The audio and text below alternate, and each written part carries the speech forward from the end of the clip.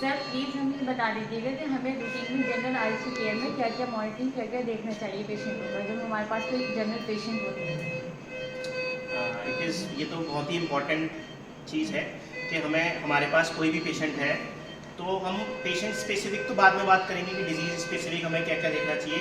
एक general ICU care क्या होती है तो आप ये जानना चाह रहे हैं। तो सबसे पहले हम स्टार्ट करते हैं जनरल आईसीयू केयर में कि न्यूट्रिशन की हम बात कर लेते हैं। तो हमारा पेशेंट का न्यूट्रिशन चल रहा है, कितना फीडिंग चल रहा है, किस रूट से फीडिंग जा रही है, किस रूट से पेशेंट राइस ट्यूब फीड है या पेशेंट ओरल फीड है या पेशेंट को टीपीएम है।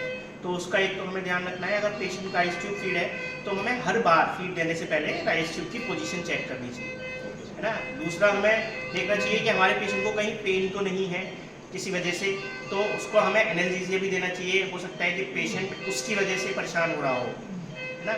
और अगर हमारा सेडेशन की अगर ज़रूरत है तो ही हम दें, इंटरमिटेंट सेडेशन दें। और पेशेंट को डेली हमें उठाना भी चाहिए, है ना। और continuous sedation is not recommended, ठीक है। फिर उसके बाद हम थ्रोम्बोप्रोफिलैक्सिस का हमें बहुत ध्यान रखना चाहिए। जो भी पेशेंट हमारे 72 आवर्स से ज़्यादा स्टे कर रहे हैं या 48 से 72 आवर्स या जिनको हाई रिस्क है डीप वेन थ्रोम्बोसिस होने का, तो उनको थ्रोम्बोप्रोफिलैक्सिस रिकमेंडेड होता है। आइडियली तो हमें फार्माकोलॉजिकल प्रिफर्ड है। फार्माकोलॉजिकल अगर हम नहीं दे सकते हैं, पेशेंट को ब्लीडिंग का रिस्क है, तो फिर हमें मैकेनिकल थ्रोम्बोप्रोफिलैक्सिस देना चाहिए, जिसके काफ़ी सारी चीज़ें हैं, स्टॉकिंग्स है, डीवीडी पंप है। उसके बाद हम देखेंगे कि पेशेंट को हमें वेब प्रिवेंशन करनी है, इन्फेक्शन प्रिवेंशन करना है। ये बहुत इंपॉर्टेंट है। इसमें सबसे इंपॉर्टेंट तो जो कॉमन चीज़ है वो हैंड हाइजीन है ना। जो कब आपको पेशेंट को टच करने से पहले या पेशेंट कुछ भी विसिनिटी में टच करने के बाद आपको हैंड हाइजीन करना चाहिए। आपको ज़्यादा से ज़्यादा ग्लव्स का यूज़ करना चाहिए और ग्लव्स चेंज करने चाहिए हर बार। और उसमें आपको और चीज़ें क्या ध्यान रखिए कि पेशेंट अगर हमारा हमेशा हेड ऑफ बेड एलिवेशन हमारा रहे 30 to 45 डिग्री रहे, इससे हमारा वेब होने का रिस्क भी कम हो जाता है।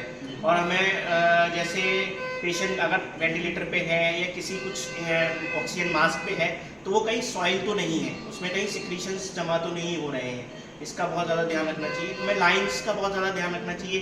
क्या क्या पेशेंट को लाइंस हैं, सेंट्रल लाइंस है तो उसको डेज कितने हो गए, उसकी नीड है या नहीं है। फोलीज है अगर पेशेंट को तो फोलीज को डेज कितने हो गए, फोलीज की नीड है या नहीं है।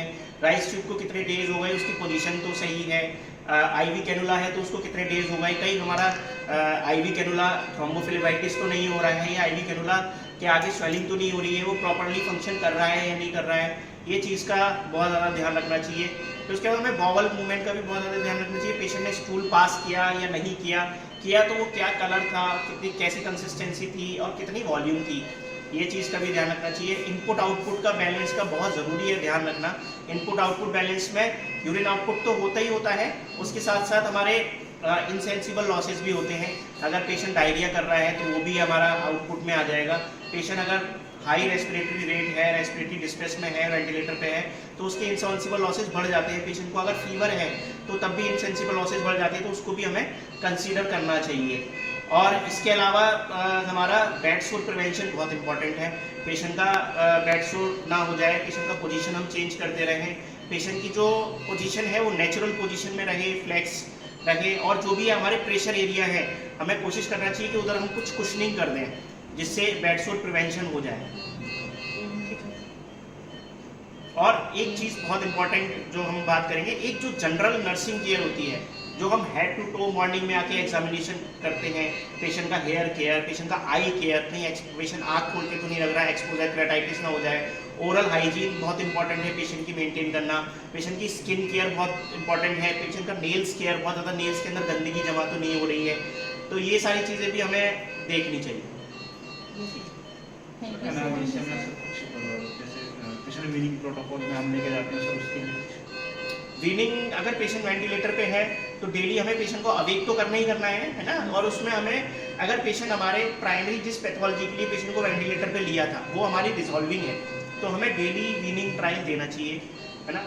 30 मिनट्स का रिकमेंडेड है, 30 मिनट्स का वीनिंग ट्रायल देना चाहिए। अगर पेशेंट पास कर जाता है तो हमें उसको अर्ली से अर्ली एक्सट्यूबेशन करना चाहिए और पेशेंट का अर्ली से अर्ली मोबिलाइजेशन कराना चाहिए।